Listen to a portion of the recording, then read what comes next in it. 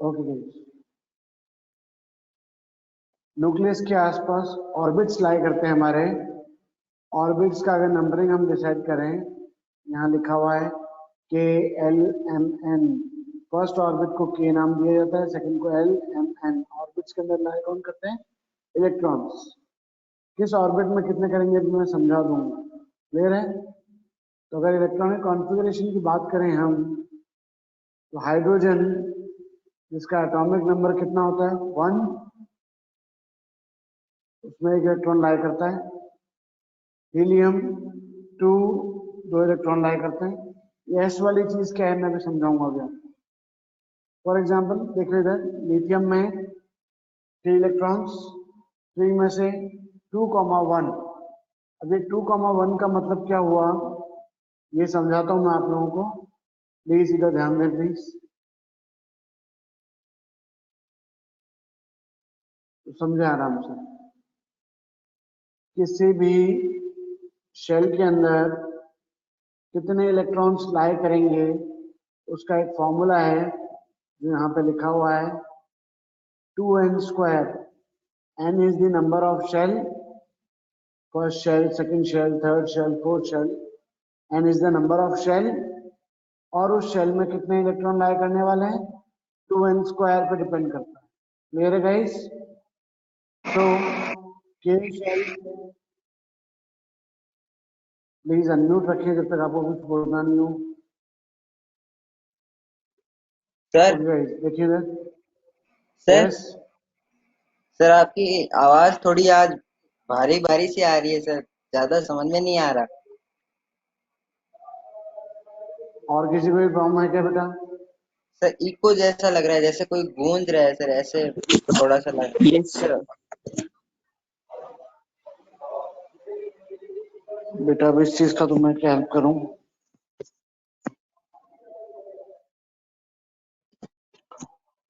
Okay, आगे देखते हैं। वापस बता देना मुझे 2 मिनट में। k = 1 जो फर्स्ट शेल होता है, फर्स्ट शेल के अंदर मैक्सिमम कितने इलेक्ट्रॉन्स आते हैं? यहाँ सर्कल किया हुआ है 2। 1 अगर n की वैल्यू में 1 रखोगे तो मैक्सिमम कितने इलेक्ट्रॉन्स आते हैं 2, 1² मीन्स 2। एल शेल में एल की वैल्यू सेकंड शेल है तो 2², 4, 4 × 2 8। ऐसे अगर 2n² फॉर्मूले से हम निकालें, फर्स्ट शेल में 2 इलेक्ट्रॉन, सेकंड शेल में 8 इलेक्ट्रॉन, थर्ड शेल में 18 इलेक्ट्रॉन, फोर्थ शेल में 32 इलेक्ट्रॉन्स। क्लियर है गाइस? ये समझने में किसी को कोई प्रॉब्लम आई तो बताओ मुझे। क्लियर है? उसके बाद जिस शेल में 2 इलेक्ट्रॉन्स आ सकते हैं, इन शेल के ऑर्बिटल्स लिखे हुए हैं। ऑर्बिटल्स का मतलब क्या होता है? ऑर्बिट के सब पार्ट, उनको कहा जाता है ऑर्बिटल्स। तो देखें, s orbital, p orbital, d orbital, f orbital. s orbital में मैक्सिमम 2 इलेक्ट्रॉन्स आ सकते हैं, p ऑर्बिटल में 6, d में 10, f में 14। तो याद रखना k शेल में सिर्फ s ऑर्बिटल होता है। l शेल, सेकंड वाले शेल में s और p दोनों होते हैं, एक में 2 आएंगे, एक में 6 आएंगे। थर्ड शेल में s p d तीनों होंगे। s p d का मतलब s में 2, p में 6, d में 10। क्लियर है? फोर्थ शेल से आगे s p d f सारे होते हैं, तो 2, 6, 10, 14 मिला के 32 होता है। यहाँ तक किसी को कोई डाउट लगे फ्रीली पूछ सकते हो मुझसे।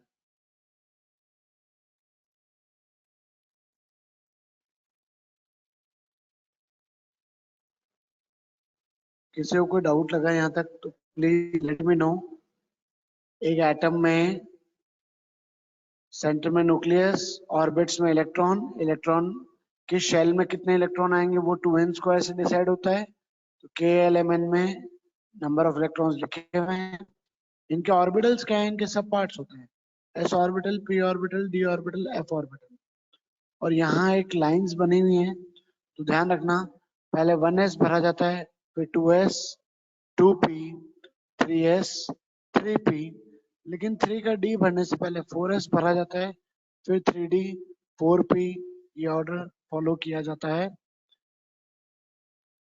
ये भी बहुत ज्यादा इंपॉर्टेंट नहीं है, बट अभी थोड़ा बहुत हमें पता होना चाहिए। यहां तक कोई डाउट किसी को गाइस? ओके, आगे सुने। सर।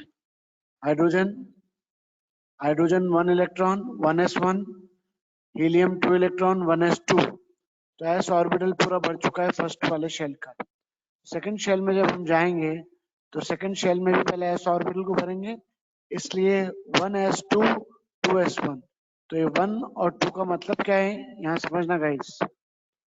1s2 का मतलब है फर्स्ट शेल में 2 इलेक्ट्रॉन, सेकंड शेल में 1 इलेक्ट्रॉन। क्लियर है? समझ में आया? 1 और 2 क्या डिसाइड करते हैं आगे लिखे हुए जो है, वो आपके शेल के नंबर को डिनोट करते हैं। क्लियर? 4 होगा तो 1s2 2s2 2,2। अब यहाँ तक s ऑर्बिटल सारे भर गए। अब क्या होगा, सेकंड शेल का, फर्स्ट शेल का s ऑर्बिटल भर गया, सेकंड शेल का s ऑर्बिटल भर गया, तो अब क्या काम फिल होंगे सेकंड शेल के p ऑर्बिटल में, 1s2 2s2 2p1। फिर अब जब p फुलफिल पूरा नहीं भरेगा तब तक यहाँ तक ये 2p1 से लेके 2p6 तक फिल होता रहेगा। एक बार इन चीजों का स्क्रीनशॉट लो, आराम से देखो, इसमें जो चीज समझ में नहीं आई आराम से पूछो प्लीज।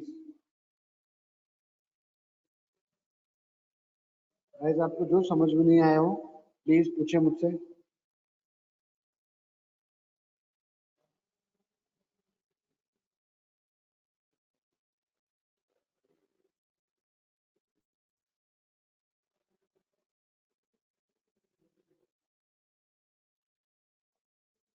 गाइस जो समझ में नहीं आया हो प्लीज लेट मी नो।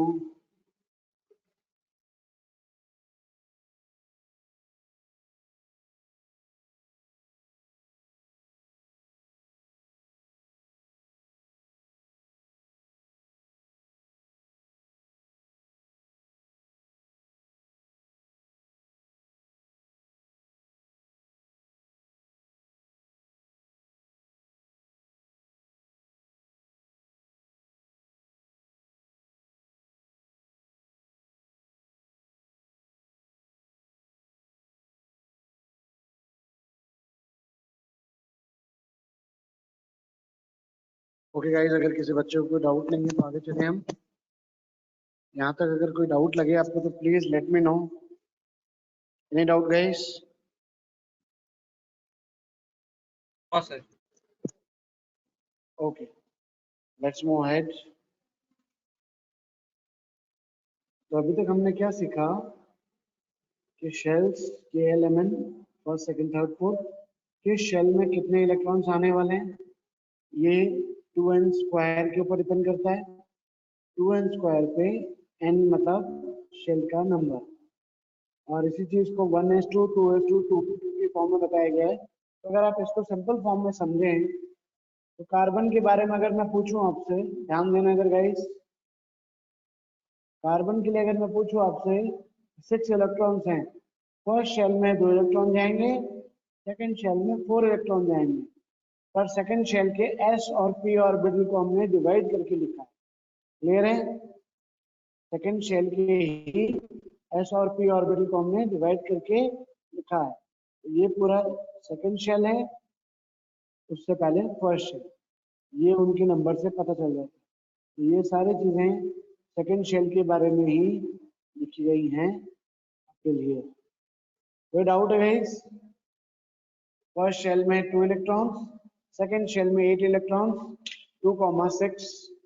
तो 2,6 या 2,8 जो होता है उसको हमने 1s2 2s2 2p6 के फॉर्म में लिखा है।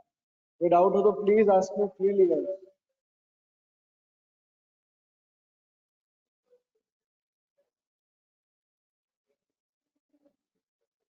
Sir okay guys, yes.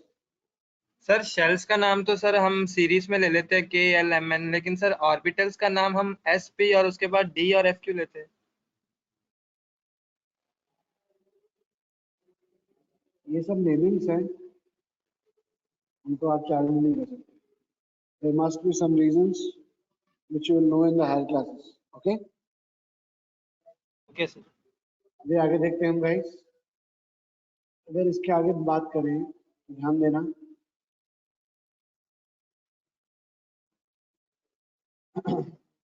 हम बात करते हैं एटॉमिक नंबर जिसका 11 होता है। 11 किसका होता है? सोडियम का। तो एटॉमिक नंबर 11 होते ही हमारा कंसंट्रेशन क्या है? 2,8,1। एक सेकंड होल्ड करना गाइस।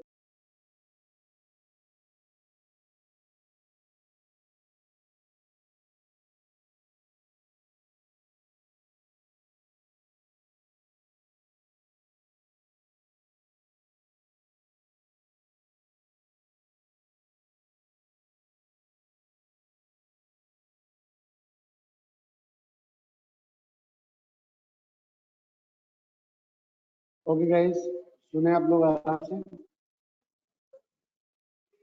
सोडियम एटॉमिक नंबर कितना होता है? 11। तो sodium atomic number 11 means 2,8,1। 1s2 मतलब फर्स्ट ऑर्बिट के अंदर s ऑर्बिटल में 2 इलेक्ट्रॉन, सेकंड वाले ऑर्बिट में कितने इलेक्ट्रॉन? 8। तो 2s2 2 पे 6। ये सेकंड ऑर्बिट के बारे में, इसलिए 2 नंबरिंग है आगे। और थर्ड ऑर्बिट में कितना इलेक्ट्रॉन है? 1। वो किस में जाएगा? 3s1। समझ में आएगा इस? सिमिलरली मैग्नीशियम से लेके जब तक आर्गॉन नहीं आ जाता, argon 18, till the time second third shell के अंदर ही 1 से लेके 8 तक फिल होता रहेगा। पहले s फिल होगा, फिर p फिल होगा। इसी चीज को हमने डिटेल में बताया हुआ है। आराम से देखो, आपको कोई चीज समझ में नहीं आए पूछो मुझसे प्लीज गाइस। इन चीजों की स्क्रीनशॉट लेते रहें।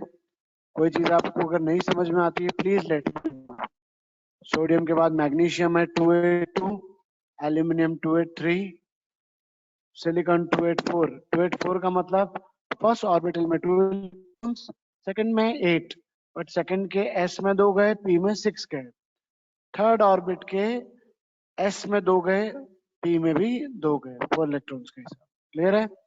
ऐसे जब तक 3s2 3 पे 6 नहीं हो जाएगा तब तक थर्ड ऑर्बिट फिल नहीं हुआ है, तब तक 3 नंबरिंग ही चलती रहेगी। आई होप गाइस यहाँ तक समझ में आया है सबको। किसी को कोई डाउट है please unmute yourself and you are free to ask me your doubt. Anyone? Mahipal, Jaivir, Kushal, anyone?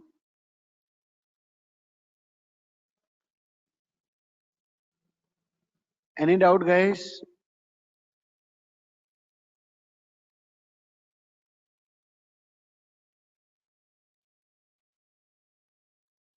चलो आगे बढ़ते हैं गाइस।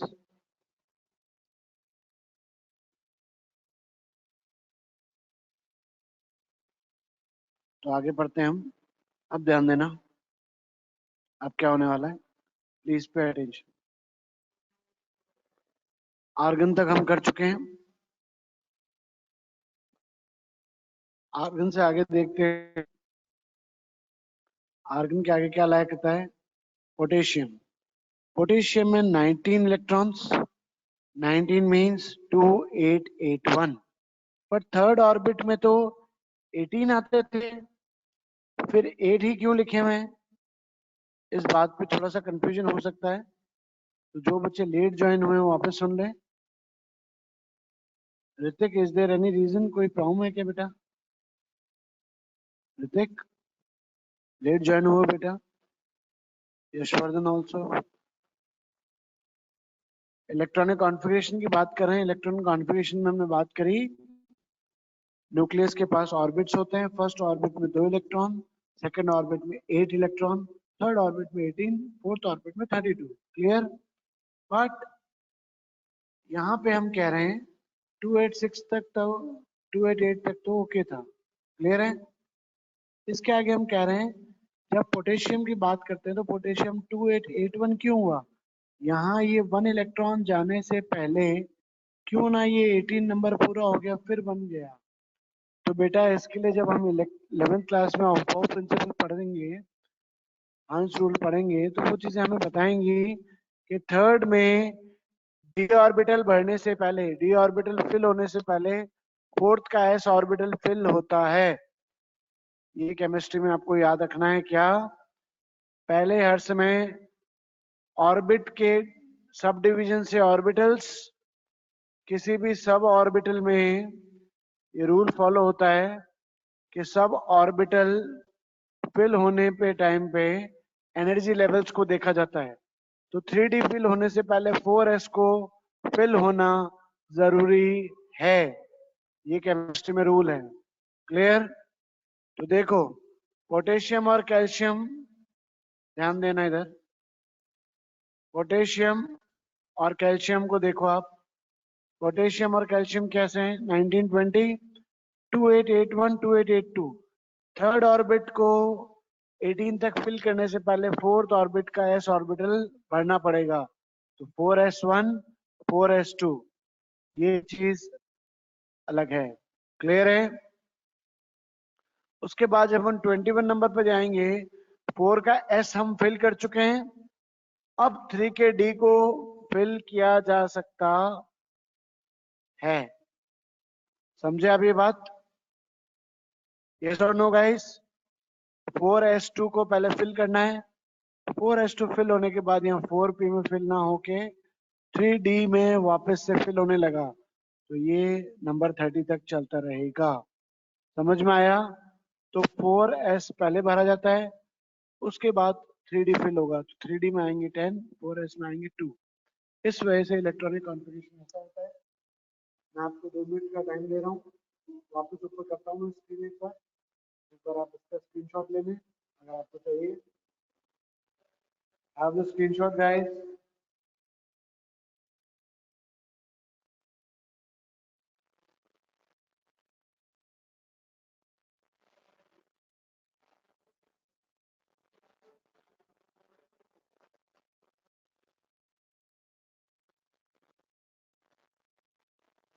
मैं बैक डाउन कर रहा हूँ।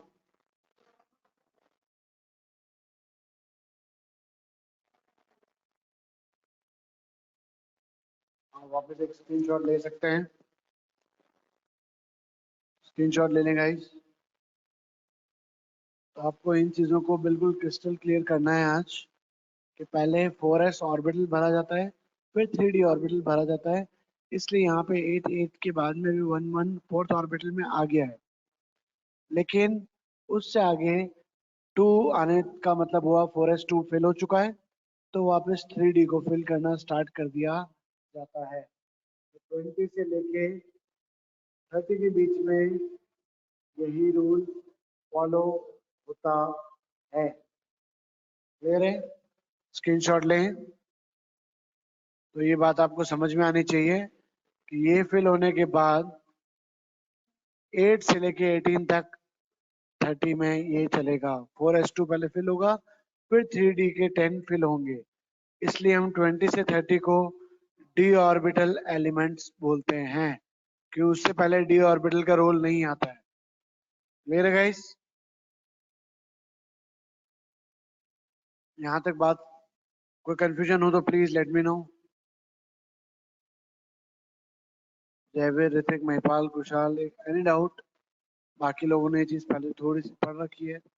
आप लोगों को कोई डाउट लगे प्लीज लेट मी नो।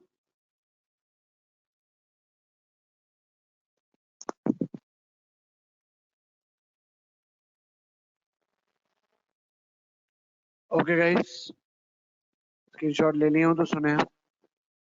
इसी टाइप से जब हम एक टेबल को देखते हैं, जिसको हम बोलते हैं कौन सा टेबल? Periodic table. कौन सा टेबल बोला जाता है? Periodic table. तो पीरियोडिक टेबल में आप देखते होंगे यहाँ पे ग्रुप फर्स्ट होगा, ग्रुप सेकंड होगा, बीच में ग्रुप 3 से 12 तक होते हैं, जिनको डी ग्रुप बोला जाता है। जो कि डी ग्रुप कौन से थे? कैंडियम, Sc2 जिंक। क्लियर है? फॉर एग्जाम्पल, तो हाइड्रोजन, हाइड्रोजन के बाद हीलियम 18 ग्रुप में लाएगा, फिर हीलियम के बाद lithium beryllium, but boron 13 group में आता है। Boron, carbon, nitrogen, oxygen, fluorine, neon. फिर sodium first group, magnesium second group, but aluminium 13 group में आता है। Sc, silicon, phosphorus, sulphur, chlorine, argon, potassium, calcium. ये चीज समझ में आई सबको? हम 1 से 20 की बात कर रहे हैं, वो इस तरह से बिहेव करते हैं। तो इसी के अकॉर्डिंगली इनकी वैलेंसीज याद कर सकते हैं आप गाइस। सुनना, ग्रुप फर्स्ट की वैलेंसी हर समय 1 होगी। तो चाहे हाइड्रोजन हो, चाहे लिथियम हो, चाहे सोडियम हो, चाहे पोटेशियम। देख सकते हो यहाँ से दिखाता हूँ आपको, एक सेकंड का टाइम देना। देखो सोडियम में वैलेंस इलेक्ट्रॉन कितने सर्कल किए हुए हैं? 1। क्लियर? पोटेशियम में भी देख सकते हैं आप, एन सर्कल किया हुआ है यहाँ पे 1। यस और नो गाइस? तो फर्स्ट ग्रुप में सबकी वैलेंसी होती है 1। सेकंड ग्रुप बेरिलियम, मैग्नीशियम और कैल्शियम। बेरिलियम ऊपर है, उसका भी 2 है वैलेंसी। मैग्नीशियम 2, कैल्शियम भी 2। क्लियर है गाइस? तो फर्स्ट ग्रुप की वैलेंसी हो गई 1, सेकंड ग्रुप की वैलेंसी हो गई 2। समझ में आया ये चीज? आराम से समझो इस चीज को। मेरी आवाज तो क्लियर आ रही है गाइस? बताओ मुझे।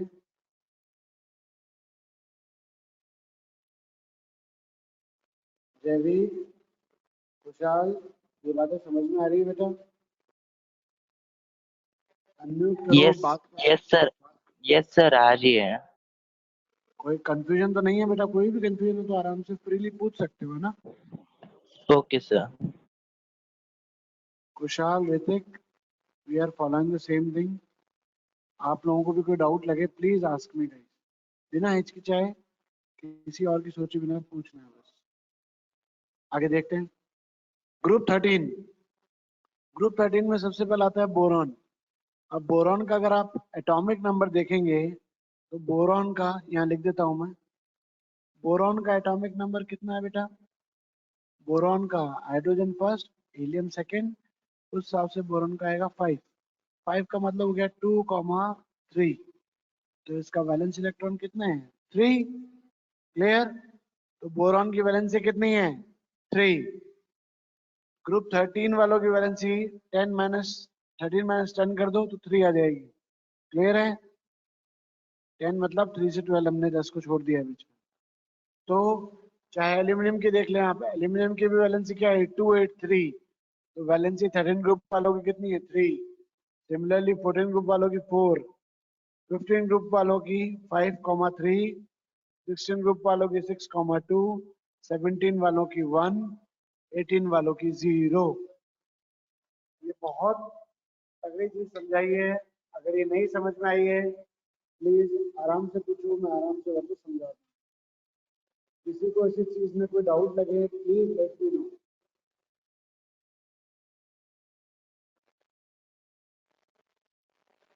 नो डाउट गाइस, उम्मीद करता हूँ कोई पूछने वाला नहीं, किसी को डाउट नहीं है। खुशहाल, ऋतिक, महिपाल, कोई भी मुझसे पूछ सकते हो, ऐसा कोई प्रॉब्लम नहीं है।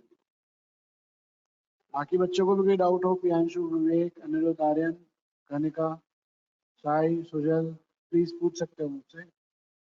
किसी को कोई डाउट भी लगे लेट मी एंटरटेन यू। ठीक है? यहाँ तक किसी को कोई प्रॉब्लम?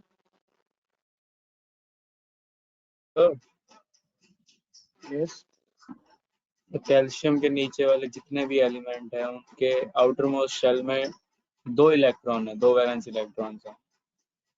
तो सर उन Yes. सब की वैलेंसी 2 उस 2 पे डिपेंड करेगी या डी शेल के ये 9 10 इन पे डिपेंड करेगी? डी शेल पे डिपेंड करती है क्योंकि उनका आउटर मोस्ट ऑर्बिट कौन सा बेटा? करो, मैं बोलता हूँ। प्रियांशु का डाउट है कि 3 से 12 के बीच में जाएंगे तो 3 में सब में आउटर मोस्ट ऑर्बिट तो डी ऑर्बिटल में 2 आ रहा है, फिर उनकी वैलेंसी डी पे डिपेंड करेगी या एस पे? तो हम जानते हैं कि फिलिंग में लास्ट में 4s के बाद में 3d भरा जाता है, तो आउटर मोस्ट ऑर्बिटल डी हो गया, उसके ऊपर डिपेंड करेगी। और डी ऑर्बिटल वैसे भी अभी 10th क्लास में आपके मैंडेटरी नहीं है, सिर्फ समझाने के लिए समझाया गया है, तो उसके बारे में जब हम 11th में केमिस्ट्री पढ़ेंगे तब डिटेल में बात करेंगे। कोई डाउट गाइस?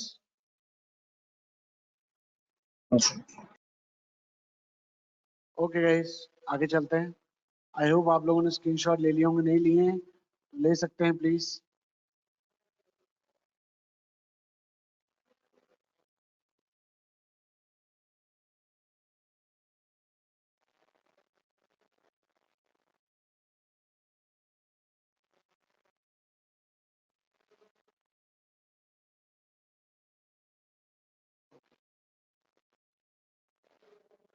अब आप केमिस्ट्री के बारे में थोड़ा और डिटेल में देखें। इधर सुने, केमिस्ट्री में अगर आप देखें 2 तरह की बॉन्ड्स होती हैं। कौन कौन सी बॉन्ड्स होती हैं प्लीज सुने, सुने इधर। एक होती है आयोनिक बॉन्ड, एक होती है कोवेलेंट बॉन्ड। दिखाई दे रहा है गाइस सबको? आवाज आ रही है क्लियर? सर 3 to 12 ग्रुप की वैलेंसी के बारे में हम बाद में जानेंगे बेटा।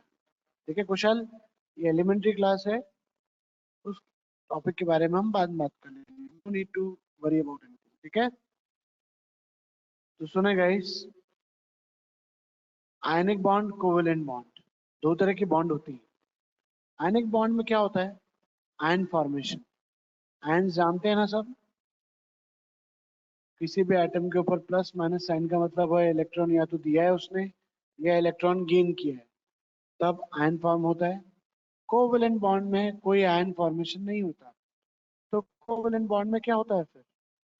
सपोज करो मैंने एलिमेंट ए और एलिमेंट बी के बीच में बॉन्ड बनाने की कोशिश की। ए ने इलेक्ट्रॉन दिया ए ने इलेक्ट्रॉन दिया मतलब उसके ऊपर कैसा चार्ज आया? Positive charge. अनम्यूट कर लो प्लीज गाइस।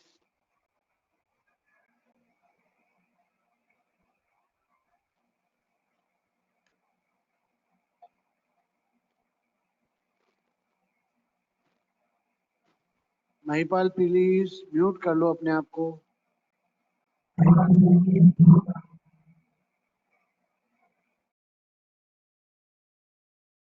सुने गाइस, तो क्या हुआ? आयन फॉर्मेशन मतलब हमने कहा ए और बी के बीच में बॉन्ड बनना है।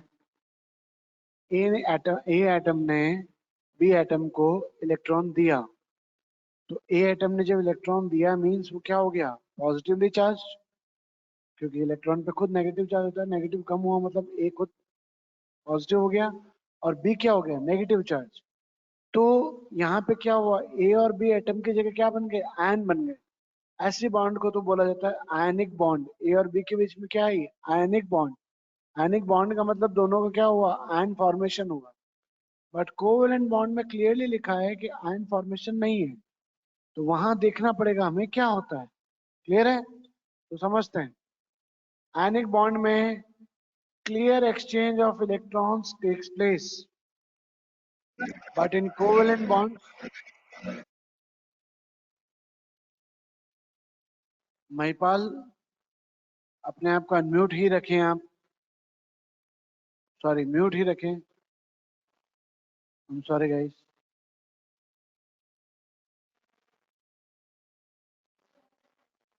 ओके सुने, क्लियर एक्सचेंज होता है आयनिक बॉन्ड में एक एलिमेंट दूसरे एलिमेंट को इलेक्ट्रॉन दे रहा है। यहाँ पे एक्सचेंज नहीं होता, नो एक्सचेंज। क्या होता है? शेयरिंग ऑफ इलेक्ट्रॉन्स होता है कोवेलेंट बॉन्ड्स में। क्या होता है? ए के पास में भी कम है, बी के पास में भी कम है, तो वो दोनों बीच में रख देते हैं। पुलिस अगर चेक करने आई तो ए अपने इलेक्ट्रॉन बता देता है, बी के पास जब चेक करने आई तो वो एक इलेक्ट्रॉन को ही अपना इलेक्ट्रॉन बता देता है। शेयरिंग करते हैं। तो ये चीज समझनी होगी हमें कैसे करते हैं। तो एग्जाम्पल दे रखेगा इस नीचे देखो। सोडियम, सोडियम का एटॉमिक नंबर 11, इलेक्ट्रॉनिक कॉन्फ़िगरेशन क्या हुआ? 281। सिंपल। क्लोरीन 17, 287। तो यहाँ रेड में मार्क किया हुआ है। सोडियम क्या कोशिश करेगा? एक इलेक्ट्रॉन रिलीज करने की। क्लोरीन क्या कोशिश करेगा? एक इलेक्ट्रॉन गेन करने की। तो जब इनके बीच में बॉन्ड बनेगी तो क्लोरीन के पास ऑलरेडी वैलेंस इलेक्ट्रॉन कितने 7। देखो ग्रीन डॉट्स देखना आप, वापस बनाता हूं मैं, प्लीज ध्यान देना आप लोग, साफ बनाता हूँ गाइस में, समझो। क्लोरीन के पास है 1 2 3 4 5 6 7, क्लियर है। सोडियम के पास है एक वैलेंस इलेक्ट्रॉन, वो उसने डोनेट कर दिया, तो क्लोरीन के पास क्या हो गए, ऑक्टेट कंप्लीट हो गया। तो इसका मतलब Na+ हुआ, Na+ का मतलब सोडियम ने एक इलेक्ट्रॉन रिलीज किया, रिमूव किया, क्लोरीन ने एक इलेक्ट्रॉन गेन किया, तो यहाँ पे क्या हुआ, आयन फॉर्मेशन हुआ Na+ Cl-, उसको बोलते हैं हम सोडियम क्लोरीन।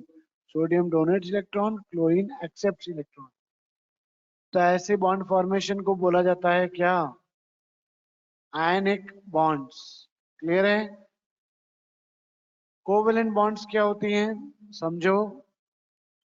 कोवेलेंट बॉन्ड्स हैं no ion formation, no exchange, sharing होती है। एग्जाम्पल दिया हुआ है गाइस, समझना अच्छे से। Carbon 6 electrons 2,4, oxygen 8 electrons 2,6। तो इसको ऑक्टेट कंप्लीट करने के लिए कितने इलेक्ट्रॉन शेयर करने हैं, 2 इलेक्ट्रॉन। इसको ऑक्टेट कंप्लीट करने के लिए 4 इलेक्ट्रॉन शेयर करने हैं, क्लियर है। तो देखो यहाँ समझना, कार्बन कितने शेयर करना चाहता है, 4। ऑक्सीजन कितने शेयर कर सकता है, 2।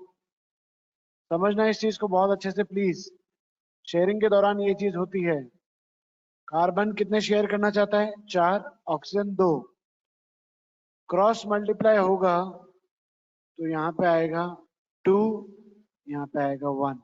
इसका मतलब क्या हुआ, सॉरी क्या बोल रहा हूँ, क्रॉस मल्टीप्लाई, सॉरी सॉरी एक सेकंड में टाइम। अब देखो सुनो आराम से, यहाँ पे क्या हुआ, ऑक्सीजन को कितनी बार आना पड़ेगा, ऑक्सीजन को अगर 4 इलेक्ट्रॉन चाहिए, इसको कितने चाहिए, 2, तो इसको कितनी बार आना पड़ेगा, इसको एक बार आना पड़ेगा और इसको 2 बार आना पड़ेगा। तो कार्बन का नंबर होगा 1, ऑक्सीजन का नंबर होगा 2, समझ आया। इसलिए कार्बन ऑक्सीजन में जब भी बॉन्ड बनेगी, एक कार्बन बनेगा, कार्बन बीच में उसके रेड डॉट से इलेक्ट्रॉन्स बता रखे हैं 4। ऑक्सीजन के कितने इलेक्ट्रॉन्स है, ध्यान से देखो, देखो ग्रीन डॉट्स हैं 1 2 3 4 5 6, 1 2 3 4 5 6। तो दोनों कार्बन के साथ दोनों ऑक्सीजन क्या कर रहे हैं, ये 2 इलेक्ट्रॉन शेयर कर रहे हैं, तो ये मिला के ऑक्सीजन का क्या बन गया, 6 तो उसके खुद के और 2 कार्बन की मिला लिए पॉलीसाइडर, क्लियर है, ऑक्टेट कंप्लीट। इस ऑक्सीजन के लिए भी 6 खुद के 2 कार्बन के, ऑक्टेट कंप्लीट। और कार्बन ने क्या किया, सर्कल बना रखा है ना, कार्बन ने 4 खुद के लिए, 2 इस ऑक्सीजन के, 2 इस ऑक्सीजन के, तो कार्बन का भी ऑक्टेट कंप्लीट। तो कुल मिला के शेयरिंग की वजह से सबके ऑक्टेट कंप्लीट हो रहे हैं। तो यहाँ पे आना किसको कितनी बार पड़ रहा है, कार्बन को 1 बार, ऑक्सीजन को 2 बार, इसलिए एटम बनता है CO2। तो शेयरिंग में ये चीज मैटर करती है, ये चीज आराम से देखो, वापस पढ़ो, स्क्रीनशॉट लो, किसी को डाउट लगे please let me know. Sir carbon monoxide कैसे फॉर्म हो जाता है, उसके बाद में करेंगे, कौन हो पहले सबसे नाम बताया करो। सर साई। उसके बाद एडवांस लेवल पे करेंगे, ठीक है। Yes sir.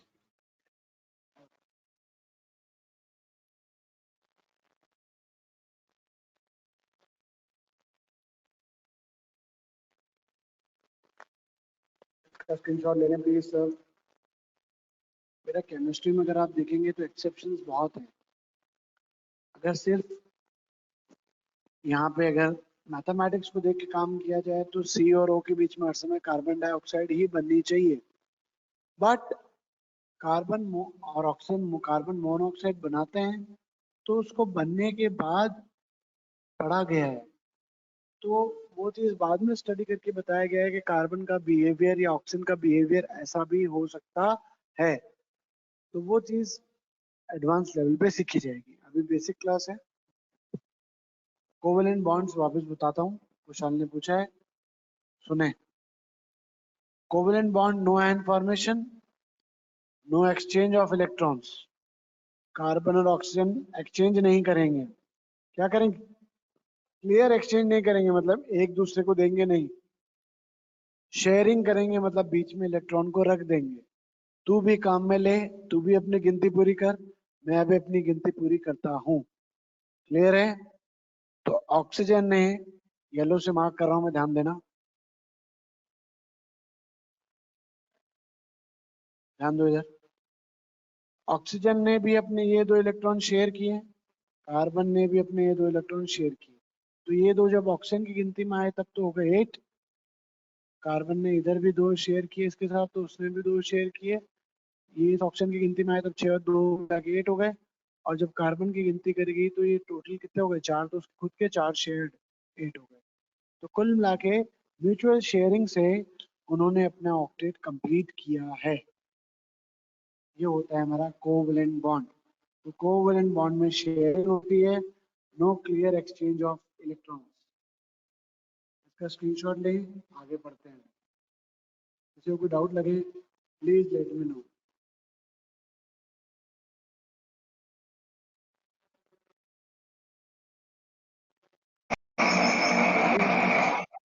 Sir ionic bond एक बार वापस समझा दो।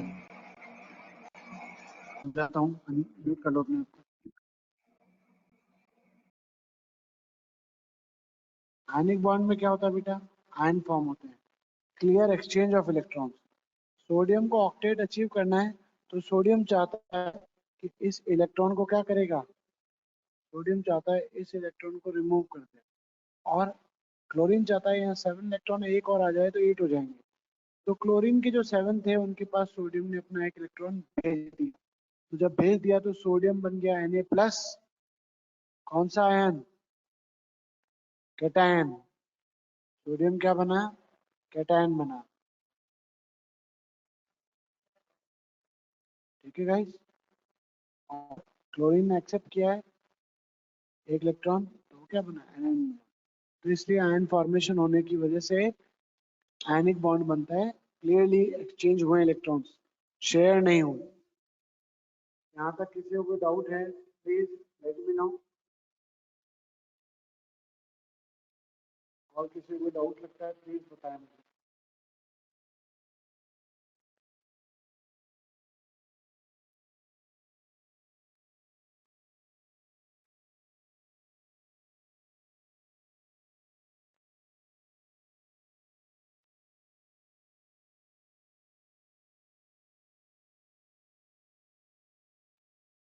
ओके गाइस, अगर कोई डाउट नहीं तो आगे चलते हैं।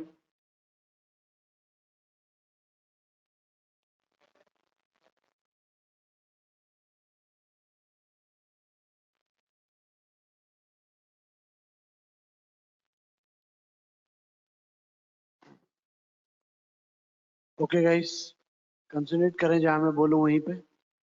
पूरी स्क्रीन पे बहुत सारी चीजें दिखाई देगी आपको।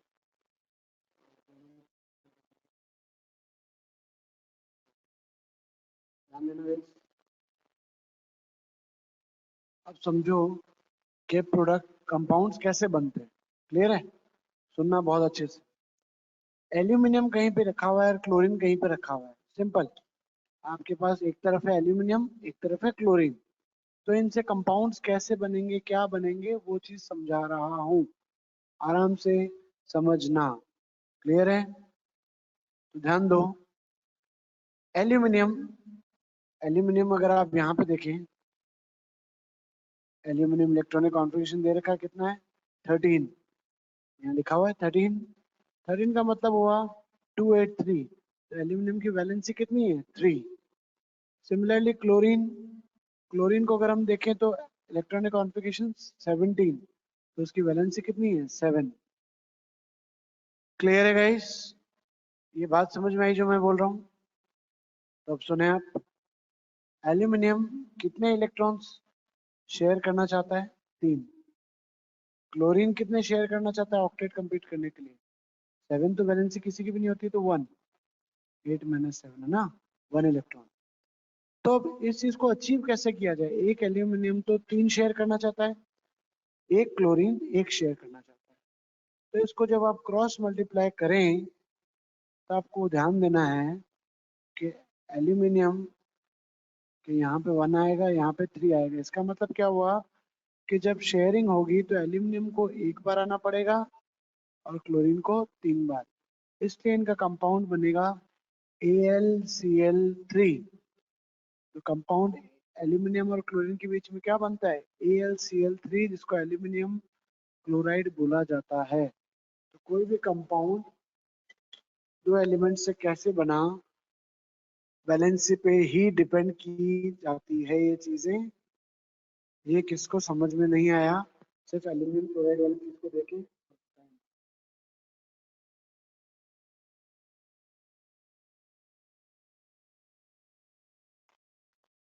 गाइस, इसमें किसी को डाउट लगाओ तो please let me know, you are free to ask.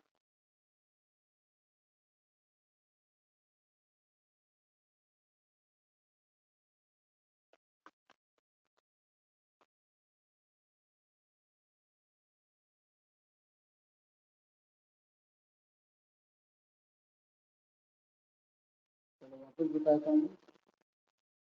Aluminium का वैलेंसी कितना है? एल्यूमिनियम का इलेक्ट्रॉनिक कॉन्फ़िगरेशन क्या है? एल्यूमिनियम का 13 नंबर 283, क्लोरीन का 17 तो 287। एक सेकंड का टाइम देना। इनके इलेक्ट्रॉनिक कॉन्फ़िगरेशन क्या है? इसका 17 है। क्लोरीन पे ध्यान देना, तो इसका नंबर है 17, ठीक है। तो 287, तो इसकी वैलेंसी 1, एल्यूमिनियम की वैलेंसी 3। तो यहाँ 3 लिखेंगे, यहाँ 1 लिखेंगे। तो ये कितनी बार शेयर होंगे? क्या होगा? कोई एक चीज 3 इलेक्ट्रॉन शेयर करना चाह रही है, कोई एक चीज 1 इलेक्ट्रॉन। तो अगर इनके बीच में बॉन्डिंग बनना है तो सोचो, समझ के देखो, मेरी बात सुनना। एल्यूमिनियम को 3 रोटी खिलानी है किसी को, ठीक है, और क्लोरीन को 1 रोटी खानी है। रोटी मतलब इलेक्ट्रॉन हो गया। तो एक एल्यूमिनियम के पास 1 क्लोरीन आएगा तो 1 रोटी खिला पाएगा, 2 रोटी रह जाएगी। तो वो कहता है अपने 2 भाई और लेके आ, मैं 3 रोटी है, तीनों को 1 रोटी खिला दूंगा। तो एक एल्यूमिनियम के पास कितने क्लोरीन को आना पड़ेगा? 3 क्लोरीन को। तो कंपाउंड जब बनेगा तो क्या बनेगा? AlCl3। क्लियर है गाइस? इसी तरीके से कंपाउंड्स बनते हैं। तो valency is a very important factor. Valency पे बहुत ध्यान देना चाहिए। इसमें किसी को कोई अब डाउट है तो प्लीज लेट मी नो, नहीं तो आगे चलें। सिमिलरली अगर आप आगे देखें H2O, तो हाइड्रोजन में आप जानते हैं हाइड्रोजन सबसे पहला एलिमेंट है। तो हाइड्रोजन की वैलेंसी कितनी हुई? 1 इलेक्ट्रॉन। ऑक्सीजन कहाँ है? ऑक्सीजन लाई करता है, ऑक्सीजन का एटॉमिक नंबर कितना है? देखो, ऑक्सीजन 8, 8 मतलब 2,6। तो वैलेंसी कितनी हुई? 2। ऑक्सीजन की वैलेंसी है 2 इलेक्ट्रॉन, हाइड्रोजन की 1। फिर से क्रॉस मल्टीप्लाई होगा तो यहाँ 2 आ जाएगा, यहाँ 1 आ जाएगा। H2O इसलिए बनता है कि एक ऑक्सीजन के साथ 2 हाइड्रोजन अटैच होंगे। क्लियर है गाइस? तो वैलेंसी अगर आपको पता है तो you can easily do it. NH3 का मतलब नाइट्रोजन और हाइड्रोजन आए, तो अभी तो ध्यान देना। नाइट्रोजन अगर आपको मैं बोलूं तो नाइट्रोजन का एटॉमिक नंबर 7, 2,5। 5 तो वैलेंसी कितनी होगी इसकी? 3, 8 - 5 है ना। क्लियर है गाइस? वैलेंसी 3। हाइड्रोजन की वैलेंसी एटॉमिक नंबर 1 है तो इसकी वैलेंसी 1। क्लियर है? तो हाइड्रोजन की वैलेंसी 1, नाइट्रोजन की 3, क्रॉस मल्टीप्लाई हुआ तो N1H3 का मतलब NH3 बनेगा। एक नाइट्रोजन के साथ 3 हाइड्रोजन ऐड होगी, ये कंपाउंड बनता है। गाइस आपने आज वैलेंसी के बारे में थोड़ी बहुत चीजें सीखी। वैलेंसी कैसे निकालते हैं, ले रहे हैं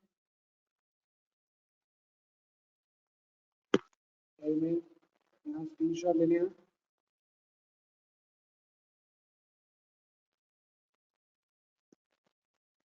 स्क्रीनशॉट ले सकते हैं आप। गाइस आप लोगों को समझ में तो आया कि नहीं आया?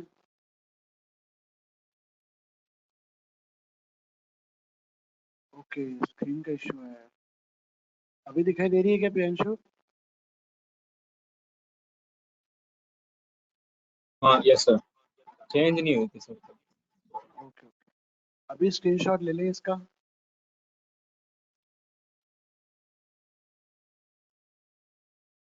स्क्रीनशॉट ले लें प्लीज आप लोग।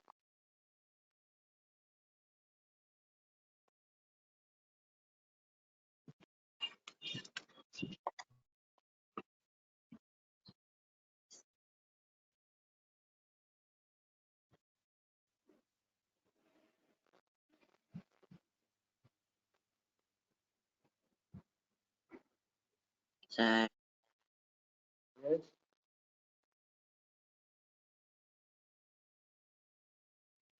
कौन बोला था अभी?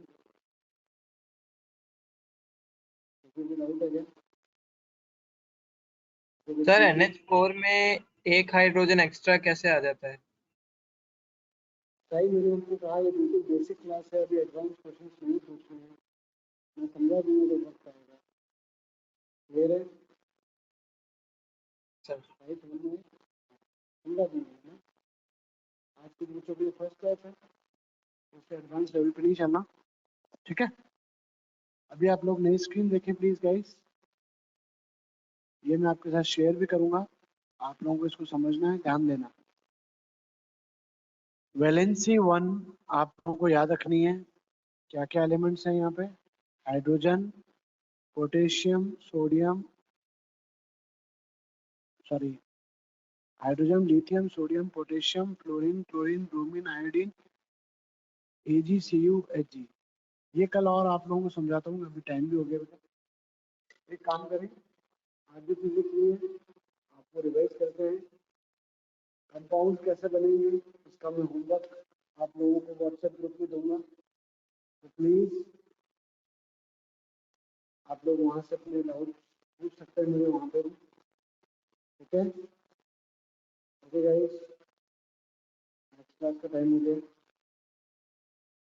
किसी को डाउट नहीं होता? ठीक है गाइस, कल और मिलते हैं। ये चीजें रिवाइज करेंगे आप लोग प्लीज। सबकी कॉपी में मुझे होमवर्क दिखना चाहिए, आपके होमवर्क में प्रोवाइड करूंगा।